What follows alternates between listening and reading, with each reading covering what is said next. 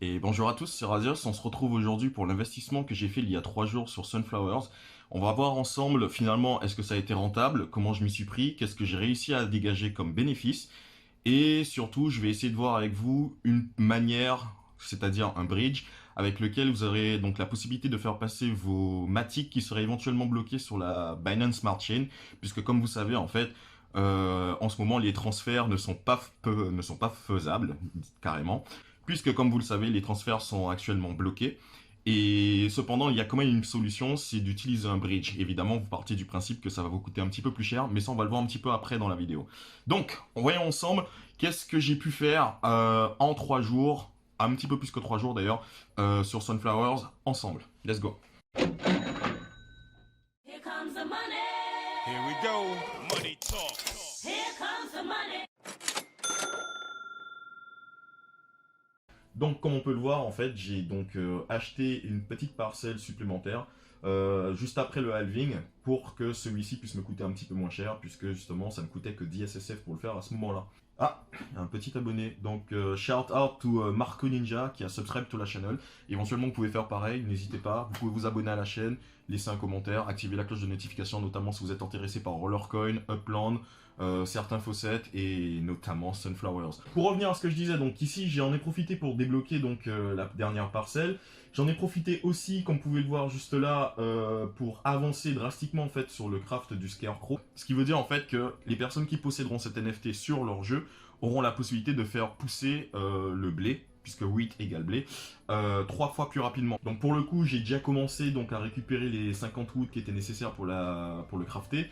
Et étant donné que finalement la supply reste relativement stable, puisque les gens ne se sont pas jetés dessus, je n'ai pas encore investi les 10 SSF, c'est probablement demain matin pour ça, que je vais sécuriser, on va dire, cette petite NFT. Donc sur la vidéo précédente, on peut voir en fait que j'avais donc investi 15 Matic à l'époque, ce qui m'avait donné donc un 16 SSF. J'en ai profité donc pour faire deux comptes. Un pour moi, sur lequel j'avais dépensé une petite partie, et le reste, en fait, j'en ai profité pour voir avec ma copine et lui dire, bah tiens, si est-ce que ça t'intéresserait, lui expliquer un petit peu à quoi consistait le jeu, lui expliquer les fondamentaux de qu'est-ce que la blockchain, qu'est-ce que la crypto-monnaie, qu'est-ce que le play to earn, et lui créer un compte MetaMask, tout ça, tout ça.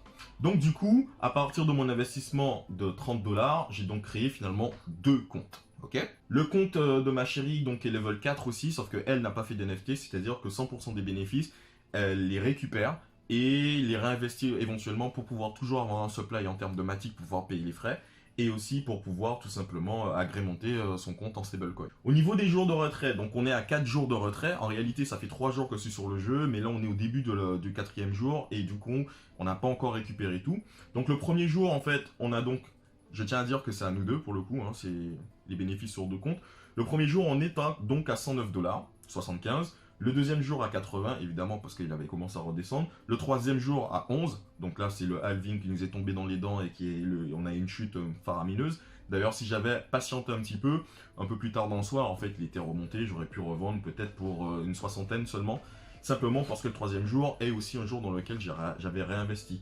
Mais dans le jeu, en soi. Que ça soit en Matic pour avoir des frais, pour pouvoir avoir de quoi payer les frais, et aussi pour pouvoir avancer sur mon NFT.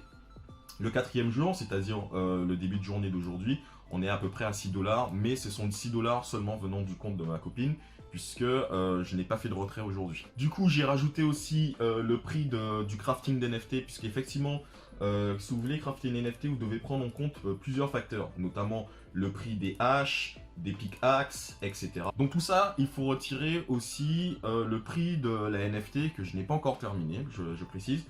Mais pour cela, en fait, pour crafter la NFT, il a fallu donc crafter des haches, et chacune des haches coûte 1 SFF. Et il faut savoir aussi que le nombre de bois qu'on va récupérer, il va être aléatoire, entre 3 et 5. Pour le coup, moi, ça m'a demandé donc un total de 12 haches, soit un total de 12 SSF, ce qui représente, au moment en tout cas où est-ce que je les ai utilisés, à peu près 13 Matic, soit 31 $. Ce qui me fait un total net de ce qu'on a réalisé, puisqu'on est deux, ce qu'on a réalisé, moins le craft de mon NFT, ça fait donc un total net de 175 $. Donc en 4 jours, pour avoir investi 30 €, enfin 30 $ je dirais, on a donc récupéré 175. Cependant, pourquoi le chiffre n'est pas exact? Parce qu'il manque finalement deux composantes. La première composante, c'est que finalement, il y a une plus-value latente à réaliser sur cet investissement. Pourquoi? Simplement parce que si on va sur OpenSea, puisque si on va sur OpenSea, on peut voir donc que le Scarecrow, par exemple, ne serait-ce que sur aujourd'hui, enfin sur les dernières 24 heures, voilà, alors on monte jusqu'à 24 heures, 107, 105, 111, 115, 140, 134, 134, 140, 149, 150, entre 153, entre 149 et 153. On a aussi un petit pic à 190, ce qui est pas trop mal. Partant du principe que je pourrais éventuellement aussi vendre cet NFT sans forcément jouer au jeu s'il va se casser la gueule ou autre, j'ai incorporé, donc j'ai fait une petite moyenne sur le prix qu'il a aujourd'hui. On est donc sur 145 plus 175, donc c'est l'accumulation des bénéfices que j'ai fait sur 4 jours, plus la plus-value latente de la NFT que j'ai quasiment terminée. Hein. Normalement, je la termine demain matin. On est donc sur un total bénéficiaire donc de 320 $ potentiels sur les 30 € investis. J'ai pas la traçabilité au centime près. Il doit forcément, j'ai certainement oublié peut-être 2 ou 3 sauvegardes. Mais lorsque j'ai commencé en tout cas à les noter, c'est surtout lorsque ça commence à devenir cher. Sur les 4 jours, nous sommes sur un total ensemble, donc sur 2 comptes, de 3,7 Matic sur 2 comptes, soit à peu près 9 $ actuellement. Donc, normalement, c'est 9 $ aussi que je suis censé donc soustraire sous le total. Autant dire que finalement, c'est une opération assez lucrative, je dirais. Pour 4 jours, réussir à faire presque 4 fois finalement son investissement de départ, en utilisant finalement que très peu de temps, hein, puisque ce que moi j'ai principalement fait, c'est de planter des choux-fleurs. C'est-à-dire que moi, je suis pas resté sur des patates, en fait. Et parlant de blé, il y a ce tweet qui m'a été linké par Crazy Crypto, je te remercie, sur Discord en message privé. Comme on peut le voir en fait, du coup le blé ne va pas tarder à arriver, donc le blé arrive bientôt, assurez-vous que votre éventail est prêt. Le blé arrive, il y aura d'autres objets à fabriquer en édition limitée pour célébrer cette nouvelle ressource. Ne manquez pas cette occasion et commencez à collecter des ressources sur Sunflower dès aujourd'hui. Comme on peut le voir en fait, le blé, c'est pas sûr en fait que ça sera possible de le revendre contre des SSF. Cependant on voit qu'il prend 12 heures pour pousser. Cependant en fait le problème c'est que derrière la petite icône là qui présente le blé, on ne peut pas voir en fait si il va y avoir, enfin si il y a en fait l'NFT déjà présente ou pas. Donc est-ce que de base il va prendre 12 heures ou est-ce qu'avec la NFT ça va prendre 12 heures pour grandir, on ne sait pas. Et on dit que c'est une ressource utilisée pour le cooking recipe, c'est-à-dire pour faire de la bouffe. Alors peut-être qu'on va utiliser le blé ainsi que d'autres ressources pour créer des plats et ensuite vendre les plats, qui sait. Mais en tout cas, vous l'avez ici, le blé arrive. Et d'ailleurs, comme vous pouvez le voir sur le côté là, ici là, il y a une autre plante aussi que le mec il a posée. Hein. Je sais pas qu'est-ce que c'est, on dirait des courgettes ou des concombres. Bref, revenons à ce dont nous étions en train de parler. Selon moi, en fait, sur Sunflower Farmer, ceux qui auront déjà pris de l'avance, alors ce que je dis, ceux qui ont pris de l'avance, ceux qui sont plus loin que moi en fait, hein, sur mes deux comptes, c'est-à-dire ceux qui s'étaient payé le luxe de monter au niveau 4 ou niveau 5, je sais pas, et qui auraient déjà débloqué les plans ici, ils peuvent en fait surfer sur une tendance qui serait de planter en fait les sortes de radis rouges qui sont là, qui sont seulement sur une journée, et au final, certes, ils vont faire moins de rendement sur 24 heures, mais étant donné que les frais sont to the roof actuellement, ça ferait que au final, ils sauvegardent qu'une seule fois parce qu'ils vont payer littéralement 40, voire presque 60 centimes dans certains cas. Mais ils sont sûrs quand même de récupérer, pour quand même finalement récupérer 3,7. Donc du coup, plus les jours passent, en fait, plus la méta en elle-même change. On est passé de patate à chou-fleur. Chou-fleur, ça commence vraiment à devenir de plus en plus difficile, à moins qu'on trouve le bon moment, le bon spot pour pouvoir sauvegarder. Puisque ceux qui souhaiteraient rejoindre Sunflower Farmers, franchement, il faut que vous ayez déjà un certain nombre de Matic sur votre wallet. Il aurait éventuellement fallu que ces Matic soient sur la Polygon blockchain. Mais si vous voulez avoir une idée approximative à partir de combien on peut rentrer, il va falloir mettre pratiquement, en tout cas en termes d'équivalent en euros, pratiquement 40 €. Quoi. Donc on pouvait rentrer pour 5 balles, et maintenant on est obligé de rentrer avec 40 balles, en partant du principe qu'une bonne partie de cet argent va être perdu en frais, enfin va être dépensé en frais.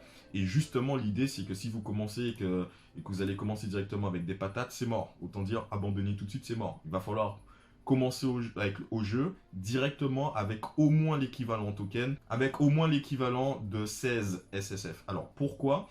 Tout simplement parce qu'il va falloir déjà upgrader votre ferme. L'upgrade auquel on est actuellement, sur laquelle la quasi-totalité des joueurs coûte 10 SFF. Et l'upgrade précédent, alors pour le coup, excusez-moi, je m'en souviens pas. Je sais pas s'il coûte 1, je sais pas s'il coûte 5, je n'ai aucune idée, je m'en souviens pas du tout. Cependant, il faut prendre en compte du coup ce prix-là, plus le prix pour pouvoir planter des graines. Quasiment 17 matiques, on va arrondir, on va dire 20 matiques. Hein. Et 20 matiques, c'est... on est carrément sur 50 € en fait, les gars. On est carrément sur 50 €. Alors, pour le coup, pour ceux justement qui auraient donc les matiques à disposition, certains ont des difficultés pour pouvoir justement faire le bridge. C'est-à-dire faire passer par exemple des matiques qui seraient sur la Binance Smart Chain et de les faire passer sur la plateforme, enfin sur le réseau Polygon. Pour ça en fait il faut utiliser un bridge. Il y en a plein, il y en a qui sont claqués au sol, il y en a qui sont assez bien. Celui que j'ai utilisé n'est pas forcément meilleur que tous les autres, c'est juste que ça a fonctionné pour moi lorsque j'ai eu besoin de faire un transfert, 3 transferts d'ailleurs, c'était donc celui-ci. Donc il s'appelle bridge.evodefi.com. Alors pour le coup rapidement, hein, vous connectez votre wallet. Vous êtes d'abord en fait sur la Binance Smart Chain. Vous voulez passer la monnaie sur la Polygon Smart Chain. Vous sélectionnez la monnaie en question. Donc vous pouvez le faire avec du Bitcoin, de l'USDT, de l'Ether, du USDC, du Gen X. Si vous n'avez pas une de ces monnaies à partir de MetaMask, vous avez la possibilité de pouvoir faire des swaps. Genre de cliquer sur une monnaie et de faire swap. Et ensuite de swapper directement en l'une de ces monnaies-là. Et une fois que vous avez choisi, par exemple de l'USDT, hop, vous sélectionnez le maximum amount, donc là pour le coup je ne les ai pas, et vous faites donc le swap. Donc vous allez vous retrouver avec vos 50 USDT qui vont être transférés. Vous pouvez retourner sur QuickSwap et sur QuickSwap les transformer soit en Matic ou soit en SSF directement, c'est vous qui voyez. Et ensuite commencer à jouer au jeu. Peut-être que dans les commentaires, si vous avez d'autres moyens plus simples en fait finalement de réussir à faire cet échange, ben, n'hésitez pas, hein, écrivez-le. Et moi, en ce qui concerne mon avancée dans le jeu, alors je peux vous montrer en fait mon portefeuille. Pour le coup, en fait, qu'est-ce qu'il reste? Ici, donc, on a 40 $, mais c'est sur la Binance Smart Chain. Donc les 40 $ ici, je les ai pris à partir de Sunflower. Je les ai swap pour les sortir du réseau Polygon parce que pour le coup, autant vous dire que je ne sais pas ce que ça va donner plus tard. Et surtout, en fait, ces 40 USDT, c'est un futur investissement qui vont aller directement dans le ventre de Rollercoin. Pour ceux qui me suivent pour le Rollercoin, vous savez très bien que l'Event Pass il va me coûter quasiment 100 RLT à la fin de la saison. Il me reste 46. Donc une grande partie, si c'est pas la totalité en fait, des USDT que j'ai fait swapper, que j'ai remis sur la Binance Smart Chain, je vais les utiliser pour ça. L'idéal serait que carrément je puisse en faire 100. Mais il me reste quasiment un mois et demi pour pouvoir faire 100, pour pouvoir faire 60 € en fait avec Sunflower. Chose qui est encore faisable, mais bon, on verra. Et ensuite, ce que j'ai sur mon réseau Polygon, on a quoi? Qu'est-ce qui me reste? On a très peu de matiques, hein, ça c'est les matiques d'aujourd'hui, donc 1,75. Donc ça c'est littéralement pour payer les frais. 5 SSF et alors pour le coup ça c'est un énorme bug que j'ai et pour le coup pour voir en fait finalement combien de USDT que je possède donc sur le réseau Polygon parce que comme je vous dis en fait il y a un putain de bug assez étrange ici, j'ai 0,00000 jusqu'à l'infini. Je pense que, je sais pas, bug d'affichage, je ne sais pas comment le régler. Au final, après toute la bande de zéro à la con que vous aviez, donc il y en a pour donc un peu moins de 50 $. Et 50 $, on va dire en matic, ça doit faire, hop, à peu près 20 matiques. Donc j'ai ce qui me reste sur mon portefeuille, 50 $ sur la Polygon Smart Chain et 40 $, s'il me semble bien, sur la Binance Smart Chain. 40 $, donc au total de 90 que j'ai toujours en liquidité. Le reste, donc sur les 175 que j'ai réalisé, le reste j'ai systématiquement réinvesti dans Sunflower pour augmenter la taille de ma ferme, pour pouvoir commencer à crafter les NFT et pour en donner aussi à ma copine pour qu'elle aussi elle puisse se lancer. Donc pour l'instant, on est en bénéfice assez confortable sur 4 jours. Et on verra finalement où est-ce que le jeu va aller sur les quelques jours suivants. Si j'ai une prédiction à faire sur l'avenir de Sunflower, j'en ai pas vraiment. En tout cas, en soi, stratégiquement parlant, pour tous ceux qui ont déjà amorti leurs gains, c'est-à-dire même pas, qui ont déjà amorti leur ROI, l'idéal en soi, c'est de ne pas forcément regarder Sunflower comme étant toujours l'Eldorado sur lequel tu vas grab 1 milliard de thunes. À partir du moment où vous avez fait votre ROI, ça c'est la stratégie que je vais prendre, c'est de pouvoir se dire, ok, va falloir que je continue à jouer au jeu, mais je vais retirer moins d'argent et en garder un peu plus que je vais transférer en Matic pour être capable de pouvoir payer les frais, pour être capable de pouvoir upgrade et pour être capable finalement de pouvoir avancer en même temps que le jeu. Il va falloir crafter pour ceux qui veulent bien en soi, hein, parce que moi je pense réellement qu'il y a une utilité. Certaines NFT, comme celle-ci qui va accélérer la vitesse de pouce du blé. Ah bah si, ah bah oh mon dieu, mais c'est incroyable. Waouh. Bah, il y en a qui se vendent tous les jours et actuellement on est donc le dernier qui a été vendu. Les gars, le dernier qui a été vendu c'était il y a 30 secondes. Il y a 30 secondes, il a vendu son œuf pour 3840 $. Bref, c'était Razios. Je vous dis à la prochaine. Pour ceux que ça intéresse, vous pouvez toujours vous abonner et laisser un petit commentaire et éventuellement cliquer sur la cloche des notifications. Et je reviendrai vers vous avec une prochaine vidéo, avec éventuellement des news ou autres. Et peut-être une vente d'NFT si ça se trouve. Je suis pas sûr. En tout cas, je sais que mon premier NFT, je vais le garder pour moi. Et le second, en tout cas, si j'arrive à le crafter, même si ça me prend une semaine. Le second, par contre, je pense que je vais le donner à ma copine. Et le troisième, je pense qu'à partir de là, je vais le vendre. En tout cas, d'ici là, que je fasse le troisième NFT, j'imagine que le prix va monter. Et du coup, ça sera d'autant plus rentable. Voilà. Je vous dis, je vous souhaite bonne soirée. Je vous dis à la prochaine. Ciao.